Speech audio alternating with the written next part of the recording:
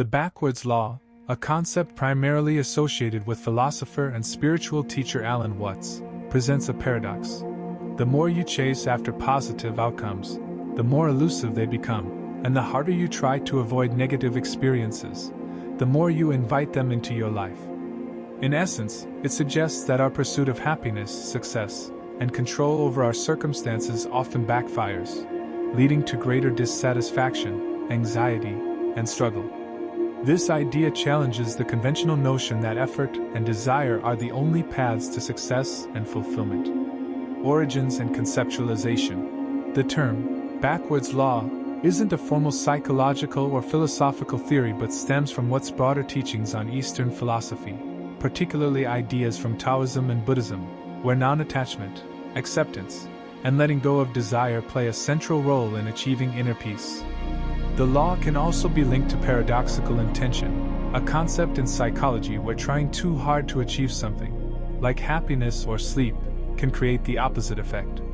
The backwards law is summed up in Watt's statement: "When you try to stay on the surface of the water, you sink, but when you try to sink, you float." This reveals a paradoxical truth about human nature. Effort, particularly when driven by anxiety or a need for control, can often lead to failure or suffering. The nature of desire and suffering. At the core of the backwards law is the idea that excessive desire creates its own opposition. When we desperately crave happiness, success, love, or peace, the constant striving creates anxiety and dissatisfaction, because the desired state always seems out of reach. This is similar to the Buddhist concept of dukkha, suffering, which arises from clinging to desires and the illusion of control. In practice, the more we try to avoid suffering, the more we fear it, and the greater the suffering becomes. This is evident in various aspects of life. Happiness.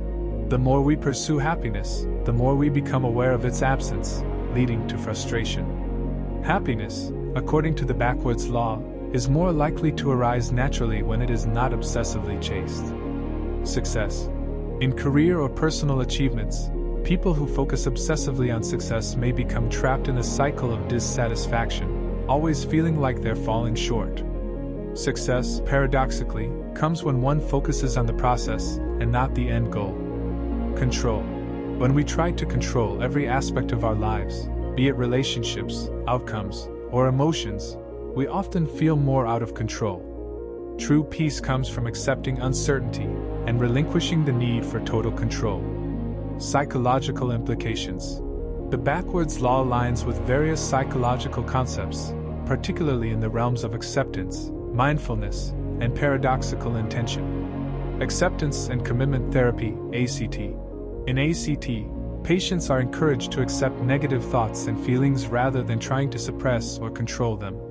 This is because attempts to resist or avoid uncomfortable emotions can intensify them. By accepting negative emotions and letting go of the need to change them, individuals often experience relief and clarity. Paradoxical intention. The concept of paradoxical intention was introduced by Viktor Frankl, a neurologist and psychiatrist. He proposed that when people try too hard to achieve a goal, they may increase the chances of failure. For example, someone with insomnia who anxiously tries to force themselves to sleep is more likely to stay awake. By attempting the opposite, accepting wakefulness, they often succeed in falling asleep. The backwards law mirrors this psychological truth. Mindfulness. In mindfulness, the goal is to be present without judgment, allowing thoughts and feelings to come and go without attaching to them. This practice highlights the paradox of achieving peace through non-attachment rather than striving for it directly. The backwards law suggests that peace and contentment come as a byproduct of living in the moment, rather than seeking them as the main goal. Philosophical underpinnings. The backwards law reflects deep-rooted Taoist and Buddhist principles. In Taoism, the concept of wu-wei, non-action or effortless action, is central. The Tao Te Ching teaches that by going with the flow and not forcing outcomes, we achieve harmony. Trying too hard, on the other hand, creates resistance and disharmony. The backwards law reflects this Taoist ideal of acting in alignment with nature rather than against it. In Buddhism, the Four Noble Truths explain that suffering arises from desire and attachment. The more we cling to pleasure or try to avoid pain, the more we suffer. By relinquishing attachment and embracing the present moment, through the practice of non-attachment, we can transcend suffering. The backwards law embodies this principle. The harder we try to avoid pain and chase pleasure, the more suffering we create. Examples of the backwards law in action. Happiness. Imagine someone constantly striving for happiness, reading self-help books, meditating excessively, and chasing pleasurable experiences. This effort often results in frustration because happiness becomes something to be achieved, rather than a natural byproduct of living. The harder one tries to be happy, the more elusive it feels. The backwards law suggests that happiness is found when we stop trying to be happy and instead focus on living authentically, accepting both joy and sorrow as natural parts of life. Success. In the realm of success, someone fixated on achieving wealth or status may become disillusioned when, despite their best efforts, success remains just out of reach.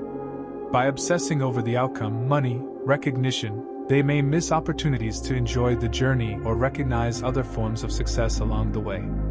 According to the backwards law, true success comes from letting go of the outcome and immersing oneself in the process, whether that's doing meaningful work, mastering a craft, or contributing to others. Love and relationships. In relationships, when people desperately seek love or approval, they may drive others away through clinginess or neediness.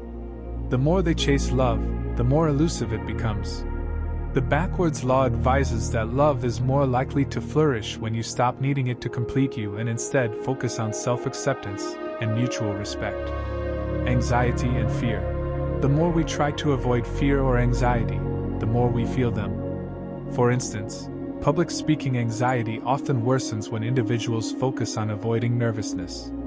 Ironically, embracing and accepting anxiety without trying to force it away can lead to reduced fear over time. Practical applications for unlocking inner peace and genius.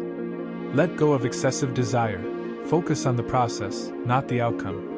Whether it's happiness, success, or love, concentrate on what you can control and allow the results to unfold naturally. Accept what you cannot control. Instead of trying to avoid suffering or fear, practice acceptance. Acknowledge that discomfort is a part of life and growth, and resist the urge to constantly avoid or fix negative emotions. Embrace uncertainty. Life's uncertainty often causes anxiety, but the backwards law teaches us that control is an illusion. By embracing uncertainty and relinquishing the need to control every outcome, we experience more peace and creativity. Non-attachment. Cultivate the mindset of non-attachment, where you participate fully in life without being overly attached to specific outcomes. This allows you to remain flexible, open, and less stressed. The wisdom of the backwards law. The backwards law offers a counterintuitive yet powerful insight into how we can live more fulfilled lives. It challenges the modern fixation on self-improvement and control, suggesting that true peace and happiness are found not by chasing them, but by accepting life as it is. In letting go of the need to control outcomes, we paradoxically gain greater freedom and the possibility of living authentically, which can lead to deeper satisfaction and even the unlocking of our inner genius. By embracing this law, we can live more harmoniously with ourselves and the world around us.